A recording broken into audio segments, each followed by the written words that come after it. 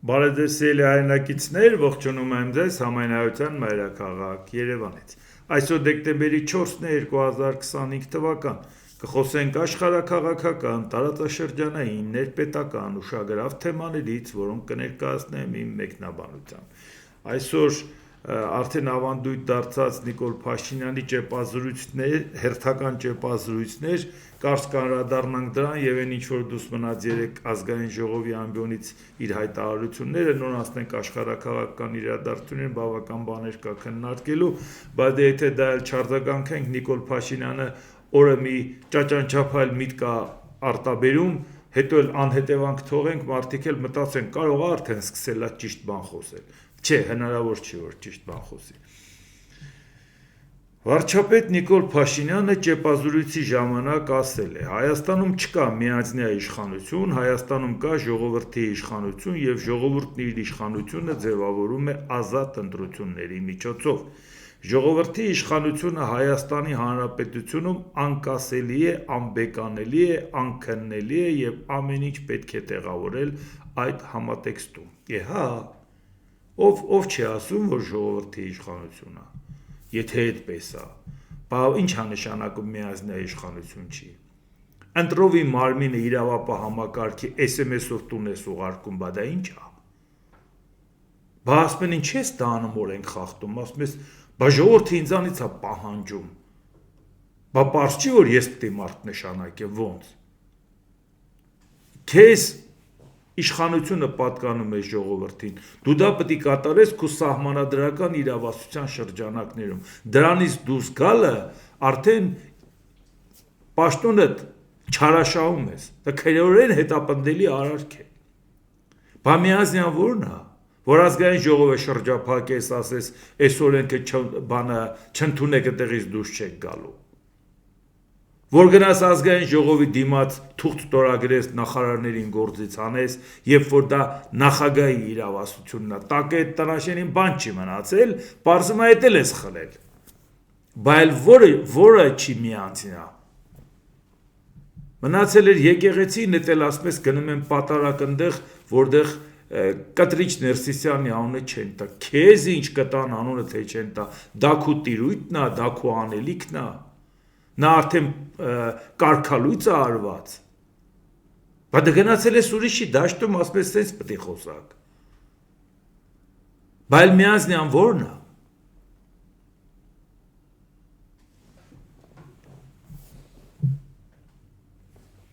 Ինչ է ասում Նիկոլ Փաշինյանը, Շանհայի համագործակցության կազմակերպության անդամ դառնալու հետաքրքրություն ունենք, հետոնորություն չի որ ունենք։ Հուլիսի 3-ին Արարատ Միրզոյանը գնաց, ընդեղ ասեց, որ միանում ենք։ Դրանից հետո, երբ որ օգոստոսի 8-ին Վաշինգտոնում արդեն թղթերը ստորագրվեց եւ արդեն հասկանալի էր, որ իբր Ամերիկայի Միացյալ Նահանգները այլևս գալիս է տարածաշրջան, դրանից հետո նորից Նիկոլ Փաշինյանը հաստատեց, որ այո, մենք ցանկություն ունենք դառնալ Շանհայի համագործակցության կազմակերպության անդամ։ Այն կազմակերպության, որը ցանկանում է աշխարհը լինելով բազմաբևեռ, մի բևեռը լինեն իրենք, այսինքն Հայաստանը միանում է Շանհայի համագործակցության կազմակերպությանը, որպեսի բևեռ դառնա ընդդեմ արևմուտքի։ Բա Արարատ Միրզոյանն էլ հիմա Եվրոպայում այդպես հանդիպումներ ա ունենում, երբեք մենք այսքան մոտ չենք եղել, ինչ է ստացվում, Արարատ Միրզոյանը մերձենում է Եվրոպային, Փաշինյանը Շանհային։ Ասենց եք բալանսավորում, հա։ Ու չեք տեսնում աշխարհում ինչ է կատարվում։ Ու չեք տեսնում, որ այդ վայրիվերումները չի արդարացվում։ Ու չեք տեսնում, որ Ռուսաստանը Եվրամիությանը թշնամի է համար, թշնամի սպառնում է պատերազմով։ Դուք ասում եք Ռուսաստանը մեր եղբայրն է, ու մենք գնում ենք արևմուտք։ Հետո տեղերով կփոխվեն, հետո Փաշինյանը կգնա Եվրոպակասի, երբեք մենք այսքան մոտ չենք եղել, Արարատ Միրզոյանը կգնա Շանհայի, նախորդ ժամանակ Միրզոյանն է Շանհայի միանալու մասին հայտարարում, ոչ մի տարբերություն։ Այդ բալանսավորվածը սենց է, էլի որ տեղերով փոխվեն։ Մեկը նա ասի, մեկը նա, հետո փոխվեն տեղերով։ Հիմա էսա ձեր Եվրոպա գնալը, ով չի հասկանում, որ դրանք անհամատեղելի են։ Ու միաժամանակ երկու կողմ չեք կարա գնա, կճղվեք մեջտեղից, ով չի հասկանում։ Բայց պետք է պարտադրված գնալ այդ կողմ, որովհետև Ատեղի ազդեցությունը Ռուսաստանի ազդեցությունն ձեզ պետք է, իսկ Եվրոպան էլ խաղեր տակ, որ հանկարծ արևմտամետ ընտրազանգվածին խափեք, որ ձեզանով անեք, ասեք ժողովուրդ ջան, բա դե մենք ենք Եվրոպա տանում, դրա համար ժողովուրդը ընտրեցին։ Թե վարչական ռեսուրսով ինչեր կանեք, դա էլ կարդարացնեք, դե ժողովուրդը կողմ էր Եվրամիության գնալու, մեզ էլ ձայն տվեց, ինչ ապատահայ որ։ Չգիտենք դա ինչի համար է։ Բայց հետո մի բան էլ դե որ եկել ասեց, այսօր էլ է դրան անդրադարձել, երկուսը միացրած ուղղակի ասեմ։ Նոր տնտեսական քաղաքականության հիմքերից պետք է լինի թոշակառուների տնտեսական ակտիվությունը։ Մեր կանխավարկածը ո՞րն է։ Մարդը 63-ից 80 տարեկան պետք է տանը նստի, ոչ, մարդը աշխատել է, այնքան գիտելիք է կուտակել, որի համար պետք է պայմաններ ստեղծել, որ այդ գիտելիքը կարողանա օգտագործել թոշակի անցնելուց հետո 63 տարեկանը ոչ միայն կենսաթոշակի, այլ փոքր բիզնես սկսելու լավագույն տարիքն է։ Կարծում եմ, որ 21-րդ դարում 63 կամ 65 կամ 70-75 տարեկանը լրիվ ուրիշ կատեգորիա է, այսինքն դա մարդու համար շատ լավ, շատ ծաղկուն տարիք է։ Այս բաժակաճառը ասում է նրա համար, ուրեմն մեծ գիտելիք ու փորձ են կուտակել 63 տարեկանը, շատ մեծ փորձ ու դա պետք է փոխանցի կամ այդ փորձով շարունակի, ափսոսա ոնց կարա գնա տանը նստի։ Եվ այդ նույն մարդը ասում է, թոշակը 10,400 դրամով ավելացնենք, ինչ է անելու թոշակառուն։ Էնա թող փողը տա մեզ, մենք գիտենք ինչ ենք անելու։ Հա, այդ թոշակառուն գիտելիք փորձ կուտակել է, ժողովուրդ, բայց 10,400 դրամ ծախսելու խելքը չի հասնում։ Ինքը պետք է այդ փորձով այդ փողը տա, որ իշխանությունը իրանց բարձր աշխատավարձներ տա, այդ թոշակը հոշոտի։ Հասկացաք այդ փորձը ինչի համար է։ Այսինքն դու տարին տարու վրա ընդունում ես, որ օբյեկտիվորեն գոյություն ունի գնաճ։ Եվ հասկանում ես, որ եթե գնաճ ունի, նշանակում է տված թոշակը հաջորդ տարի եթե չես բարձրացնում, դա նշանակում է իջեցնում ես, որտեվ չես ինդեքսավոր է։ Անկամ գոնե ինդեքսավոր էր, չբարձրացնեիր, ասեիր այսքան գնաճ է, այս չափով ինդեքսավորում եմ։ Այսինքն դու ամեն տարի համարում ես, որ մարդու ապրելակերպի նրա էն էլ մանավանդ այդ կենսաթոշակը սկիզբառողական զամբյուղի չափ չի։ Այդ գումարով նա պետք է գոյատևի հազիվ, տարին տարու վրա ավելի վատ ապրի, բայց այդ մարդը իր կուտակած փորձով պետք է գնա աշխատի եւ ապրի, ոչ թե իշխանության վրա մուննատ գա, թե ինչի թոշակը չես բարձրացնում։ Գնա քո խելքով, փորձով իշխանությանը օգնի, ինչպես ուտել բյուջեն։ Այս է այդ մարդու խելքը։ Դրա համար ես կարծում եմ, որ Նիկոլ Փաշինյանին մի նախադասությունից ավել չի կարելի ասել։ Ինքը պետք է մի նախադասություն գրեն դրեն ձեռը, ինքս այս փայտիկն էլ դնի տակը, հաթաթ բառերով կարդա, որովհետև երբ որ մի նախադասություն ասում է, հետո մի ուրիշ նախադասություն ասում, արդեն հակասությունը պարզ երևում է։ Չի կա մի օր մի նախադասություն։ Սա է, ամեն օր բլբուլ կտրած խոսում է։ Դու այդքան ինֆորմացիա ունես, այդքան ուղեղ ունես, որ դու ամեն օր խոսաս։ Լավ մի հատ ուղեղի ծավալը տար մի հատ ստուգի էլի։ Թող դնեն նայեն, ինչով կշռեն, չեմ պատկերացնում, թե այն բժշկական քշերքով էլի ավելցուկ կտա, այդ էլ չի երևի ստացվի։ Մեծ փորձ կուտակեն, որ չեն կարող 10,000 դրամը ծախսեն։ Եվ շարունակությունը էլի հերթական անգամ Հայաստանը սոցիալական պետություն է, դա սահմանադրական նորմա, ինչը ասում Փաշինյանը, կա աղքատության խնդիր, բայց ժամանակն է ի վերջո, որ մենք առերեսվենք եւ արձանագրենք դրա պատճառները։ Հայաստանում այլևս աղքատության պատճառը այն չէ, որ աշխատատեղ չկա, այլ աղքատություն կա միայն աղքատ չլինելու հմտությունների բացակայության կամ սակավ լինելու պատճառով։ 2018-ից որդեգրել են այն ռազմավարությունը, որ աղքատությունը հաղթահարելու ձևը աշխատանքն է։ Կան մարդիկ, որ աշխատում են, բայց շարունակում են աղքատ մնալ։ Ինչու՞, քանի որ այստեղ եւս վերոնշյալ պատճառն է, այսինքն գրագիտության պակասի պատճառով աղքատ են։ Մի պետություն խորհրդային միություն, որը կենսունակ չէր, որը քանդվեց, շուկայական տնտեսություն չէր, որը չկարողացավ գոյատել բազմաթիվ պատճառներով արտաքին ու ներքին։ Բայց նույնիսկ անգրագետ մարդիկ նորմալ ապրում էին։ Անգրագետ մարդը ցածր որակավորումով աշխատանքում աշխատելով ինքը կարողանում էր ապրել իր երեխաներին կրթության տար։ Իր երեխաները այլևս լավ կրթված էին։ Եթե Նիկոլ Փաշինյանը չգիտի, տանենք ցույց տանք եւ մարդկանց ասենք բերեք թվերը նայեն մարդիկ։ Այսինքն նշանակում է, որ մեր երկրում եթե նույնիսկ մարդը շատ բարձր կրթություն չի ստացել, նա պետք է աղքատ լինի։ Ասենք ակադեմիա չեն սովորել կամ ավարտել կամ աշխատում են։ Ասենք միջազգային որևէ բուխ չեն ավարտել։ Արեստավոր մարդիկ պետք է սոված լինեն։ Փողոց թեկուզ ավլող, մաքրող, աղբ հավաքող, մյուս բանը, որ որակավորման համար է Նիկոլ Փաշինյանը համարում, որ մարդը աղքատ է, որովհետև լավ կրթություն չունի։ Որն է այդ մասնագիտությունը, որն է։ Որի դեպքում արդարացվում է աղքատ լինելը։ Ոչ, ուղեղից աղքատ, երբ որ ունենում ես կառավարություն, ուղեղից բացարձակ բոբիկ կառավարություն, որոնք եւ անարդյունավետ եւ անարդար կառավարիչ են։ Դրա պարագայում դու չես կարող ապահովել, որ մարդը նորմալ ապրի, որտեղ սոցիալական պետության ժամանակ ինչ ուզում տաս, նպաստ տաս, աշխատավարձ տաս, թոշակ տաս, նա պետք է լինի սպառողական զամբյուղից ավել, մարդը պետք է սովամահ չլինի։ Սոցիալական պետության ամբողջ իմաստը նա է, որ ինչ ուզում տաս, ես կաշխատեմ, թե պետությունը կտա, մարդը այդքանով պետք է կարողանա գոյատևել։ Այլապես նա սոցիալական պետություն չի։ Դու արդեն ընդունում ես, որ դու ասում ես, որ ոչ,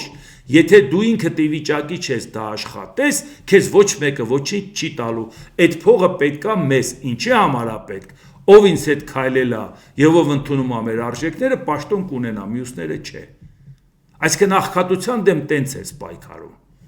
Երբ որ կմիանան Նիկոլ Փաշինյանին, բարձր աշխատավարձ կստանան, եթե չէ, դուք եք մեղավոր, որ աղքատ եք։ Բա որ մարդը արժանապատվություն ունի ու չի ցանկանում Նիկոլ Փաշինյանի լափը ստանա։ Դու արդեն քեզ պարտավորված չես համարում այդ մարդու հանդեպ։ Մի բան էլ կար, սահմանադրության փոփոխության հետ կապված էր ինքը խոսում, բայց երեք նաև խոսեց Արդարադատության նախարար Սրբուհի Գալյանը։ Իհարկե ինքը որպես որքան հասկացա նաև այդ հանձնաժողովի նախագահն է, պաշտոն է, որ քննարկում են, որ շուտով սահմանադրությունը պետք է ընդունվի, այս պետք է դե իհարկե սահմանադրության հետ կապված էլ մենք գիտենք Ադրբեջանի պահանջը, դրան էլ եթե հասցնենք կանդրադառնանք,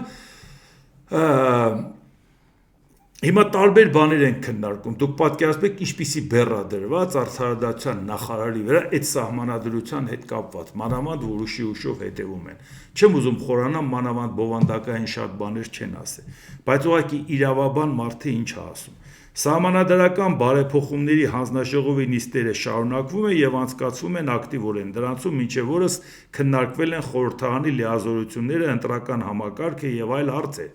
Այս պահին ազգային ժողովի ինքնալուծարման որևէ մեխանիզմ նախատեսված չէ։ Եթե լուծարման մեխանիզմ կամ ինքնալուծարման այս կարգի արտահայտություն անի սովորական քաղաքացի, դե կասենք լավ մարդա խոսքի մեջ ասեց, ազգային ժողովը լուծարվում է։ Բայց իրավաբան Արդարադատության նախարարը ինչ աշճանի պետք է իր գործին չտիրապետի, որ ասի ազգային ժողովի լուծարում կամ ինքնալուծարում։ Այդ ինքը չգիտի, որ լուծարել նշանակում է այդ իրավաբանական անձը դադարի գոյություն ունենալ։ Այսինքն հիմա ազգային ժողովը պետք է լուծարվի ու գնալ ազգային ժողովի տեղը ինչ անեն, յոնջայենց անելու։ Ոնց կարա մարդը չհասկանա լիկվիդացիան եւ արձակումը խորհրդարանի իրարից չտարբերի։ Լավ ուրիշ լեզվով ասեմ։ Ազգային ժողովը լիկվիդացվում է, լիկվիդացիայում թե ռոսպուստ պարլամենտը։ Թե լիկվիդացիա պարլամենտը։ Ես ուզում եմ իմանամ, լավ որ լեզվով ասենք, որ հասկանա։ Ոնց կարա արդարադատության նախարարի խոսքի մեջ նույնիսկ ենթագիտակցորեն նա արտասանի ազգային ժողովի լուծարում։ Այդ խելքով եք սահմանադրություն փոխում։ Այդ խելքով եք որոշել սահմանադրության նախաբան հանել։ Դել բովանդակային էլ ինչ ասես։ Եթե այս մարդկանց մակարդակը սա է։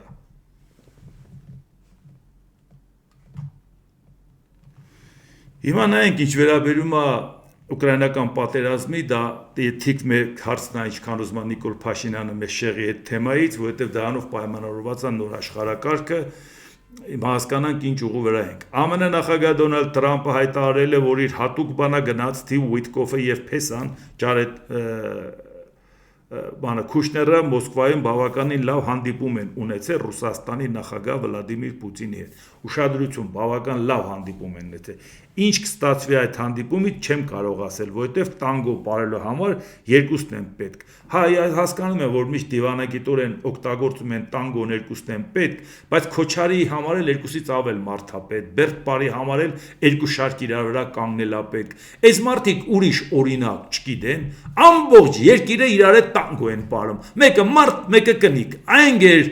էլ ուրիշ թեմա, դուք ուրիշ ձևով չեք կարողանում, ուրիշ բառապաշարով բացատրեք, ինչպես նստել եւ համաձայնության գալ։ Տանգոյի համար երկու հոգի է պետք։ Եղավ։ Հա, շատ լավ։ Բայց հարցը դա չի։ Կարծում եմ Պուտինը կցանկանար վերադառնալ ավելի նորմալ կյանքի։ Նա կցանկանար առևտուր անել Միացյալ Նահանգների հետ, շաբաթական հազարավոր զինվորներ կորցնելու փոխարեն։ Ուիթկոֆի եւ Քուշների մոտ տպավորություն է առաջացել, որ Պուտինը ցանկանում է գործարք կնքել։ Հիմա տեսեք ինչն է հարցը։ Հանդիպումը շատ լավ է անցել, բայց ոչ մի պայմանավորվածություն չունեն ուկրաինական պատերազմի հետ կապված։ Բայց ինչն է լավ անցել։ Հա, այն բիզնեսը, որ քննարկում էին, առանձին 5 ժամ որ խոսում էին։ Հա, որ ինչ ենք անում իրար հետ պայմանավորվում ենք։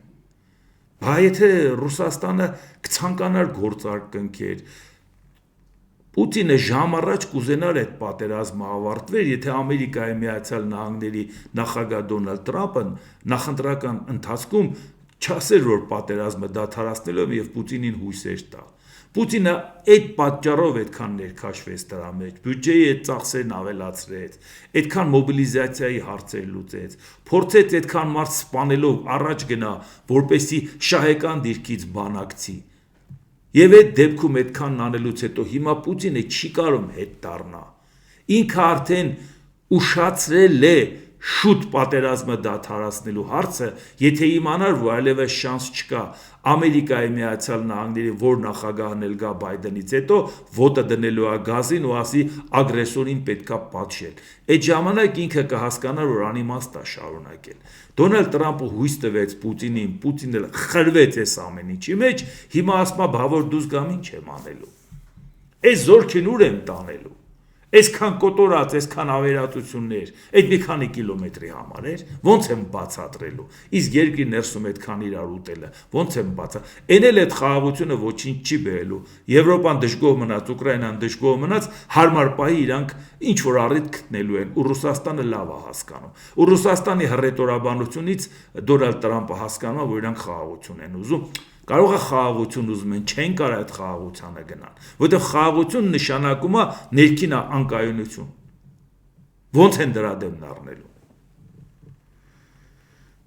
Թրամփը հետո մեկ էլ ինչա նորից էլի մեղադրում է իհարկե Ուկրաինային, որովհետև չեն թողում էլի ինքը գործարք կնքի, այ մարդ, այս բիզնեսմեն մարդուն թողեք գործարք կնքի էլի։ Ինչ եք տարես զբաղացնում այդ նախագահի աթոռին։ Թրամփն ասել է, որ Ուկրաինան պետք է ավելի վաղ համաձայներ գործարքին։ Երբ ես այդ գրասենյակում էի եւ Զելենսկին ասում է, որ նրանք ոչ մի քարտ չունեն, կարծում եմ այդ ժամանակն ավելի լավ էր բանակցելու համար, բայց նրանք որոշեցին չանել դա։ Հիմա շատ բաներ կան, որոնք կարող են օգտագործվել նրա դեմ, ասել է Թրամփը։ Նորից իր ուշնու միտքը դա է, որ պետք է անպայման Զելենսկին զիջի, որ ինքը բիզնես անի Պուտինի հետ։ Հավատում ա որևէ մեկը, որ այդ բիզնեսը Ամերիկայի շահերից է բխում։ Ամերիկային խայտարականելով, որ իր տված երաշխիքներից հրաժարվի, ինչա Պուտինի այդ բիզնես են անում։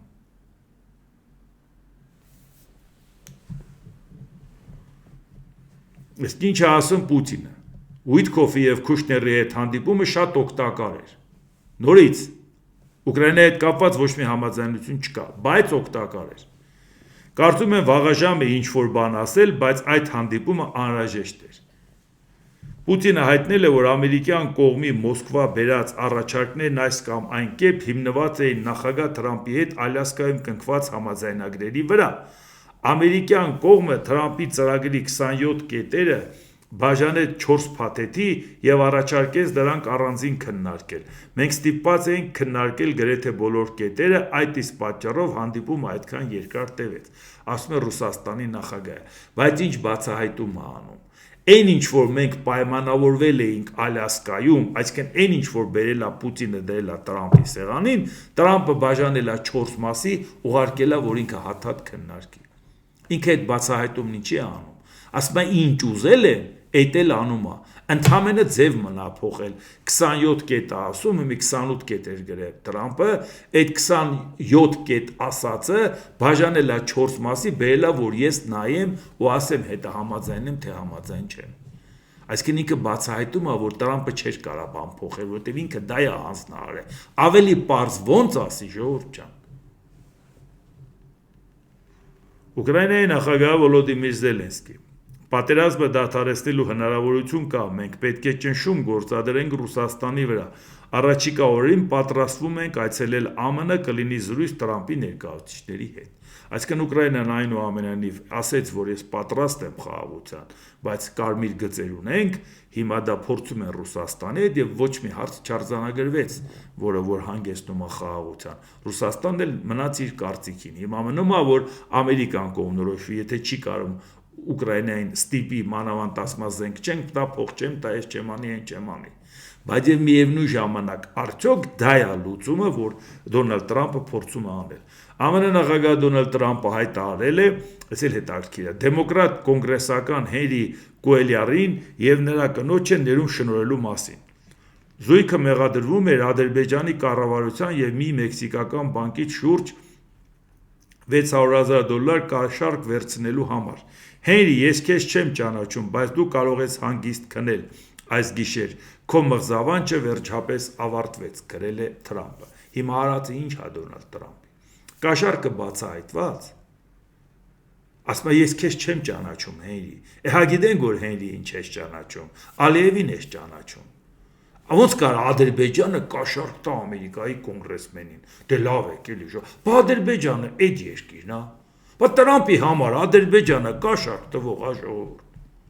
Չէ, չի կարա տենց բան լինի։ Գիտենք ինչի համար է։ Բացի դրանից, ասում է շինծու մեղադրանք է։ Դեմոկրատ Բայդենը դեմոկրատ կոնգրեսմենին շինծու մեղադրել է։ Իսկ ինքը հանրապետական եկել է եւ նրան փրկել է։ Ամենակարևորը, որ շինծու է, Ադրբեջանը կաշառք չի տվել։ Այդքան բարդ է հասկանալ, ժողովուրդ ջան։ Հասկացանք դեմը ընտրությունները, հասկացանք դեմոկրատներին ցանկանում ես քեզանով անել։ Ժեստեր անել, որովհետև եկող տարի նոյեմբերին ընտրությունները, կոնգրեսի։ Բայց սա է ձևը։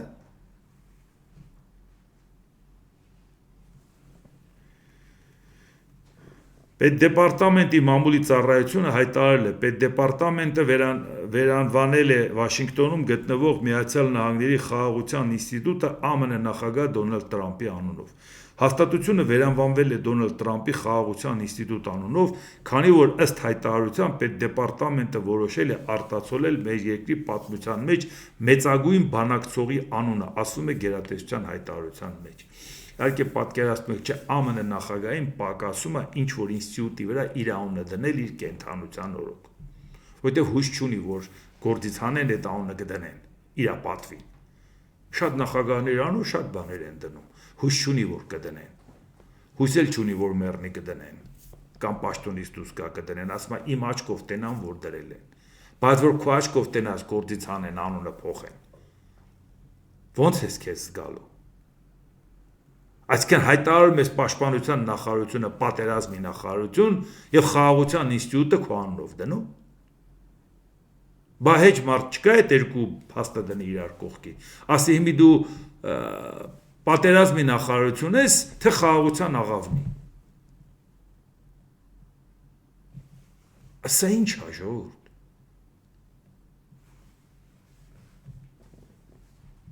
Ասենք Ամերիկայի նախագահի ինչ հա տալիս մի հատ ինստիտուտի անուն իր անունով դնելը։ Չգիտեմ, Ժողովուրդ ջան, ինչ հա կատարվում, էլի, կամ տարիքի հետ է կապված, կամ երեխա ժամանակ շատ են ճնշել այդ մարդուն, չեն գովել, շատ, որտեղ բոլոր նման հարցերում ցանկացած փաստաբան կասի, որ երեխա ժամանակ մարդը խնդիր է ունեցել, մեղմ մոտեցեք։ Հնարավոր չի նորմալ ձևով բացատրել, որ Ամերիկայի նախագահին դեռ ինչ-որ բաներ է պետք։ Նոբելյան մրցանակ, չգիտես ինչ, այս մեկը իրան գովի, այս մեկը ասի դու լավն ես, դու մեծ ես, ուժեղ ես, այս մեկը անընդհատ շնորհակալություն հայտնի, հետո այն մեկը շնորհակալություն հայտնի։ Ժողովուրդ, սա իրոք պրոբլեմ է, բայց դա մենակ ախր Ամերիկայի պրոբլեմը չէ, սա աշխարհի պրոբլեմն է։ Այդքան ազդեցություն ունես աշխարհի վրա ու այդպիսին լնելը դա մեծ վտանգ է, ժողովուրդ ջան։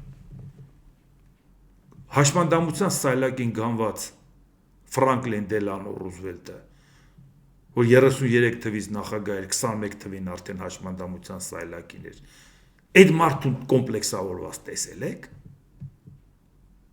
որ ինքը չի կարող քայլի։ Նրա կայացրած որոշումները, նրա արածները, նրա բռնած գործը, լեգենդար անձնավորություն էր, քայլող լեգենդ էր, երբ որ չէր կարող քայլեր։ Գանված էր սայլակին։ Չգիտեմ, ժողովուրդ ջան, մի բան արեք դեմն առնելու։ Չինաստանի նախագահ Սի Ցզինպինը Ֆրանսիայի նախագահ Էմանուել Մակրոնի հետ հանդիպման ժամանակ հայտարարել է. մարդկությունը կրկին կանգնած է խաչմերուկում, որոշելով իր հաջորդ ուղին։ Չինաստանը եւ Ֆրանսիան պետք է ցուցաբերեն պատասխանատվություն եւ վճռականություն, բարձր պահեն բազմաբևեռության դրոշը, ճեղքեն խավարն ու մառախուղը եւ վճռականորեն կանգնեն պատմության ճիշտ կողմում, ասել է Սի Ցզինպինը։ Իհարկե Սի Ցզինպինը ցանկանում է աշխարհը բազմաբևեռ լինի, մենք էլ ենք ցանկանում եւ ասել ենք, որ աշխարհը այո պիտի բազմաբևեռ լինի եւ առաջինը պետք է Ամերիկայի Միացյալ Նահանգները վերականգնի իր ուժն ու ազդեցությունը աշխարհի վրա, ասելով, որ այդ բազմաբևեռության, որ իրար կերակ աշխարհը ավելի կայուն չդարձավ։ Եվ այն, որ ասի այո, Եվրոպայի հետ կապված այդքան աշխատանք տարանք, որ իրանք համախմբվեն, միասնական հանդես գան, եւ այդ միասնական հանդես գալու ժամանակ նաեւ լավ զինվեն, իրանք ինքնուրույն ձևով կարողանան իրանց անվտանգային խնդիրները լուծեն, ու դա լինի Ամերիկա, ու դա լինի Եվրոպա, գործնականում երկու առանձին բևեռ, բայց բոլորս էլ հասկանում ենք, որ դա մեկ արևմտյան մոդել է, եւ իրանք էլ Չինաստանին դարձնեին երրորդ բևեռը, որը որ լավ հասկանար, որ դա այդ շնորհը արել են այս երկուսով, այսինքն իրան մի քիչ խելոք պահի։ Բարեք, իհարկե բազմաբևեռը ճիշտ է, բայց բազմաբևեռ էր, չէ՞, որ հետո դառավ միաբևեռ։ Բայց բազմաբևեռն իրան արդարացրեց, ազդեցության կռիվներ չեղան, իրա ձեռից բան խլել չեղավ, բա ո՞ց դառավ միաբևեռ։ Բա թող բազմաբևեռ մնար, երկրորդ համաշխարհային պատերազմից հետո ազդեցության գոտիների էր բաժանած։ Ինչի՞ բա դա չաշխատեց։ Որտեւ այդ մրցակցությունը անառողջ հանգեցրեց մեկի բանը խորհրդային միությունը փլուզվեց եւ այլ ահագին բաներ կան, չէ՞։ Այնպես որ խելամիտ եթե հարցին մոտենաս, իհարկե բազմաբևեռը ճիշտ է։ Եթե ինձ լսեն, դա տարբերակը 3 բևեռի։ Իսկ Ֆրանսիայի նախագահը հայտարարել է, որ Ֆրանսիան եւ Չինաստանը պետք է մերձեցնեն իրենց դիրքորոշումները։ Մակրոնն ակնարկել է, որ Չինաստանն ունի վճռական հնարավորություններ Ուկրաինայում հրադադարի վրա ազդելու համար։ Այո, որտեղ ով չգիտի, որ Չինաստանը Ռուսաստանի շալակն է բարձրացած։ Ով չգիտի, թե ինչպիսի կախվածության մեջ է Ռուսաստանը Չինաստանից։ Ու Ռուսաստանին թվում է Եվրոպան ուզում է իրան քանդի։ Այն միամիտն չի ուզում քանդի։ Քանդի, որ Չինաստանը գա լծվի 1.4 միլիոն մարդը, որ եկավ լծվեց Ռուսաստանը վերցրեց, Եվրոպան դարավ Չինաստանի հարևան ավելի լավ է։ Ուղղակի ասում են չի էս անիմաստ մեր այդ կոնֆլիկտի մեջ մտնում, որպեսզի երգիրը տաս Չինաստանին։ Իսկ ինչպես տեսնում եք, այո, Մակրոնը ասում է, բևեռից ենք խոսում, եկեք այդ հարցերը լուծենք։ Բայց ինչ է խոսում Ռուսաստանի Դաշնության անվտանգության խորհրդի փոխնախագահ Դմիտրի Մեդվեդև։ Եթե խելագարված Եվրամիությունը փորձի գողանալ Բելգիայում սառեցված ռուսական ակտիվները, տրամադրելով այսպես կոչված փոխհատուցման վարկ, նման գործողությունները կարող են միջազգային իրավունքի համաձայն որակավորվել որպես կազուս բեյլի, այսինքն պատերազմ սկսելու հիմք։ Բրյուսելի և Եվրամիության առանձին երկրների համար բոլոր հետևանքներով և այդ դեպքում այդ միջոցների վերադարձը կարող է տեղի ունենալ ոչ թե դատարանների միջոցով, այլ Ռուսաստանի պարտված թշնամիների կողմից բնական ճանապարհով ռեպարացիա վճարելով, գրել է Մեդվեդևը։ Բա Պուտինն ասում է մենք Եվրոպայի վրա հարձակվելու ցանկություն չունենք, ով է այդ հիմարությունն ասում, Մեդվեդևը։ Չես լսել։ Բա ասում է, լսի։ Բայց դրա համար հիմա այս ապուշությունն ասեց, հիմա Եվրոպան ասում է, Ժորժ ջան, հիմա հասկացաք, որ վտանգը մենակ Ուկրաինան չի, հաջորդն էլ մենք ենք։ Այս մարդիկ արդեն Բրյուսելն են ուզում գրավեն։ Չէ, բոլոր այն բայրաքաղաքները, որոնք նման որոշում են կայացել, հասնելու են մինչև Լիսաբոն։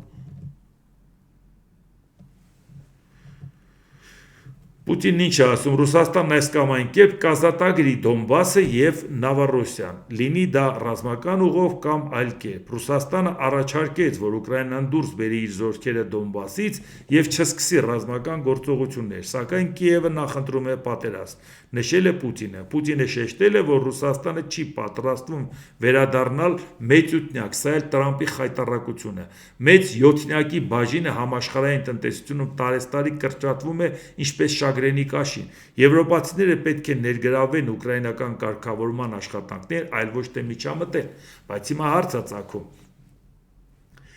Այս պարագայում ինչ է ստացվում, որ մի վարքյան մի բան նշեմ, այս պարագայում ստացվում է, որ Տրամպը մտցել էր բանակցության մեջ Ռուսաստանին վերադարձնել մեծուտնյակ, որ մարդիկ ասին, այս ինչ ես անում։ Խոսել ենք այդ մասին, որ դա միջազգային կազմակերպություն չի, համախոհների ակումբը հավաքվում զրուցում են, հարցեր են քննարկում։ Հիմա Ռուսաստանն ասում է, դա ինձ պետք չի։ Ընդհանրապես դա իրենից ինչ աներկայացնում, որ երկրորդ անգամ է Ռուսաստանը այդ մասին Տրամպին ասում։ Տրամպը ուղեղը մտցրել է ու վերջ, Ռուսաստանը պետք է վերադառնա մեծուտնյակ։ Հիմա մի հատ ուղակի բան արագ ասեմ, որ դա չմոռանանք, ոչ թե մոռանանք, այլ ուղակի դա դուրս չմնա, որտեղ Մարիա Զախարովան ինչ է ասել, էլի։ Մարիա Զախարովան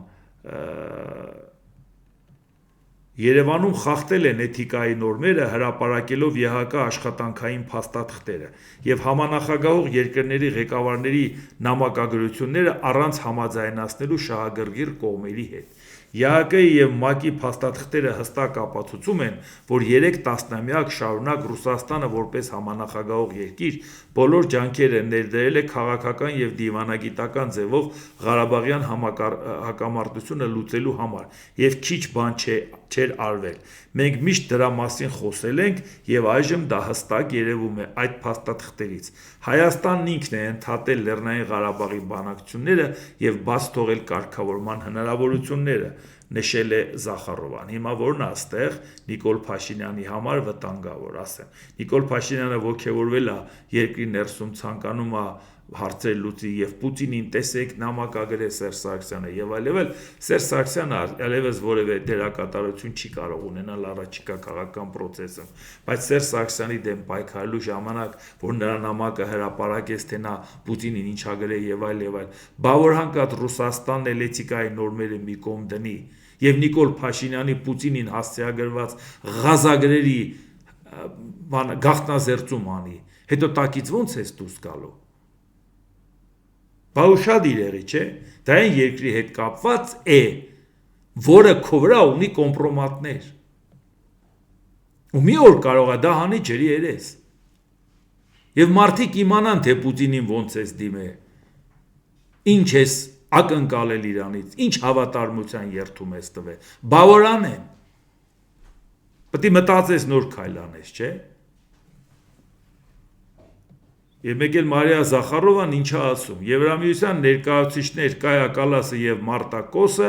բառացիորեն բացահայտեցին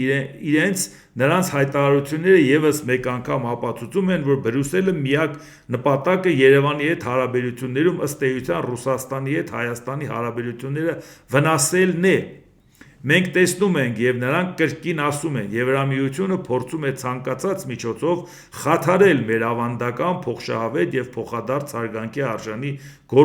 գործընկերությունը Հայաստանի տնտեսության համար կարևոր ոլորտներում, այդ թվում էներգետիկայի ոլորտում։ Ռուսաստանը Նիկոլ Փաշինյանը հայտարարել է Հայաստանի եղբայր։ Հիմա Եվրամիության հետ Նիկոլ Փաշինյանն աշխատում է։ Եվրամիությունն ասում է մենք սա անում ենք, որ քեզ պոկենք Ռուսաստանից։ Մերոնք ասում են շնորհակալություն, դա արա որ մեզ պոկես։ Ռուսաստանն ասում է այսի խաղեր եք տալի, իմ գործընկերոջ հետ։ Դե ասա որ Ռուսաստանը քո աղբերը չի, եւ դու իրավունք ունես Եվրոպայի հետ նորմալ աշխատես։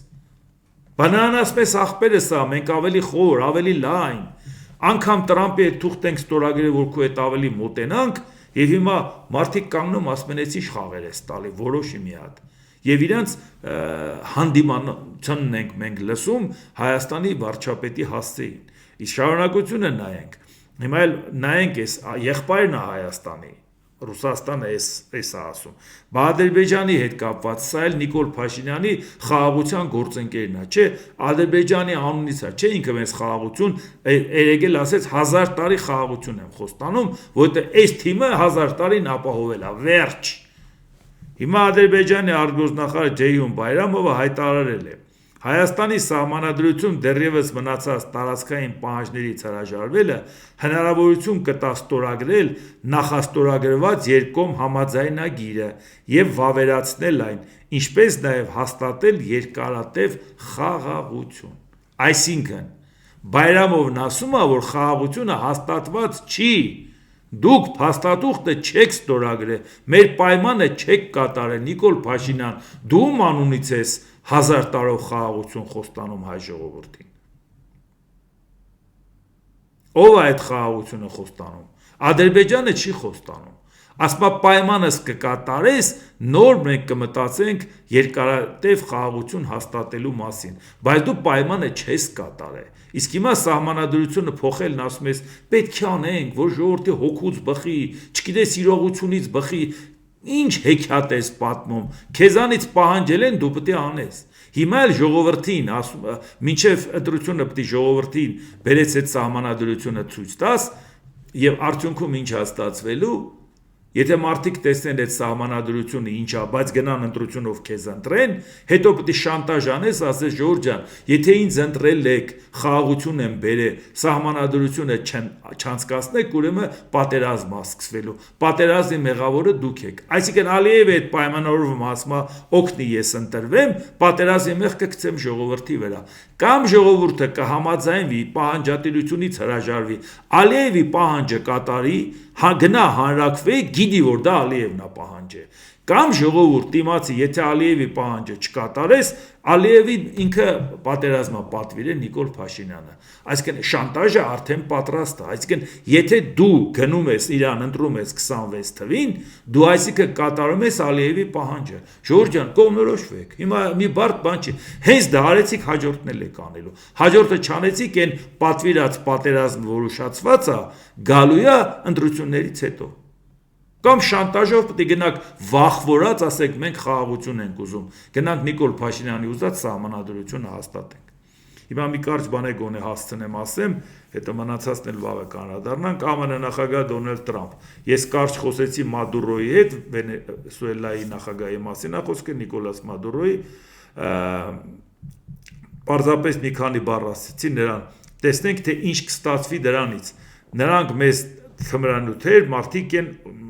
ուղարկում, որոնց չպետք է ուղարկեր։ Նրանք դատարկեցին իրենց բանտերը մարդկանց ուղարկելով մեր երկիր, հավելել է Տրամփը։ Այդ ինչ է ստացվում, ինքը ժամկետ էր տվել, ուլտիմատում էր հայտարարել, օդը փակել էր, ամեն ինչ արել էր, հիմա խոսում է, որ Մադուրոյի հետ կարճ մի բան խոսացինք, տեսնենք ինչ կստա, բայց ինչ պետք է ստացվի, պետք է որ ոնց որ ոտերից կախած լիներ արդեն։ Իսկ Վենեսուելայի նախագահ Մադուրոն էլ ինչ է ասում։ Ես հեռախոսազանգ ստացա եւ խոսեցի ԱՄՆ նախագահ Դոնալդ Տրամփի հետ։ Կարող եմ ասել, որ զրույցը հարգալից էր, նույնիսկ բարեկամական։ Մադուրոն ընդգծել է, որ զրույցի բնույթը վկայում է երկու պետությունների միջև հարգալից երկխոսության ուղղությամբ ձեռնարկվող քայլերի մասին։ Վենեսուելայի նախագահը ողջունել է Միացյալ Նահանգների հետ դիվանագիտական երկխոսությունը եւ նշել խաղաղության ցանկությունը։ Այսինքն Վենեսուելայի նախագահին դու ասում ես շուտ ար ատեիստ դու սարի քեզ մի շաբաթ եմ տալիս, հիմա արդեն նրա հետ քաղաքակիրթ զրուցում ես, դե մենք գիտենք, մենք արդեն հասկացել ենք, որ կարճ ժամանակ հետո էլ կավազանգես Մադուրոյին կանչես սպիտակ տուն ու ասես պինդ ուժեղ տղա է, ես սիրում եմ այս ուժեղ տղեկին։ Այդ մենք գիտենք, այդ նորություն չի, ժողովուրդ ջան։ Այսինքն վատը նա է, որ բոլորը գիտեն, ԱՄՆ պետքարտուղար Մարկո Ռուբիոն հայտարարել է, որ ԱՄՆ վիզային սահմանափակումներ է սահմանում ամբողջ աշխարհում քրիստոնյաներին հալածողների նկատմամբ։ Իհարկե դա շատ դուրներս կգար, եթե դա իսկապես այդպես լիներ։ Քրիստոնյաներին հալածելու հետ կապված այդ ամեն ինչը Դոնալդ Տրամփի ժամանակ չէր 44-օրյա պատերազմը, թե Արցախում քրիստոնյաներ չէին ապրում։ Բայց էլ ենք մենք ուզում հասկանանք, չէ՞։ Արցախի հետ կապված այսօր քրիստոնյաներին հալածել են Ամերիկայի եւ Եվրոպայի օրակարգերից Արցախի հարցը դուրս չի գալի, բռնի տեղահանվածներ, մարդկանց էթնիկ զտման եք ենթարկել, այդ ամեն ինչը չեք տեսնում։ Բայց Միսկի խմբի համանախագահների ինստիտուտը վերացնես, բայց Միսկի խմբի համանախագահներին Ադրբեջանը խոստացել էր ուժի եւ ուժի սպառնալիքով հարցը չլուծել։ Այսինքն ոչ մի բան լեգիտիմ չի, օրինական չի, եթե ուժով է արվում։ Այդ ամեն ինչը պայմանավորվել եք, բանակցել եք համանախագահ երկրներից մեկը Ամերիկան էր։ Բայց այդ վաղ չտեսակ, որ ընդ քրիստոնյաներ են ապրում։ Հիմա փաստորեն ստացվում է, որ լավ այսօրվա քրիստոնյաների իրավունքը այսօր պաշտպանեք, ասեք արցախցիները պետք է իրավունք ունենան վերադառնան։ Այնտեղ որտեղ քրիստոնյաներին հալածում են, ինչ որ պետության ներսում են, չէ հալածում։ Դրա հետ պետության դեմ սանկցիա եք կիրառում։ Ադրբեջանի տարածքում ապրող հային, եթե հալածեին, դու պետք է Ադրբեջանի դեմ սանկցիա կիրառեիր։ Բայց այդ մարդիկ ուղղակի դատարկել են, բայց նրանք արդեն եղբայր են։ Տրամփը ոնց է խոսում Ալիևի մասին։ Հա մեկ խառնում է երկրի անունով, այդ ոչինչ։ Այդ սովորական բան է։ Բայց բերեք, եթե տենց է, բերեք տենց անենք, հետևողական լինենք, էլի, որպեսզի մենք էլ հավատանք, որ դա իսկապես սկզբունք է, ոչ թե իրավիճակային որևէ բան։ Չեք ուզում այս երկրից գան, վիզային ռեժիմը կվերանայեք։ Մի կապ էլի քրիստոնյաների հետ, թե չէ մենք անհարմար ենք զգում։ Մտածում ենք, որ բայց այդ քրիստոնեական այդ հուշարձանները, այդ ամեն ինչը, այդ դպրոցն ու ամեն ինչը, որ Արցախում կար, բայց եթե ձեզ դա չէր հետաքրքրում քրիստոնեության, ի՞նչն է հետաքրքրում։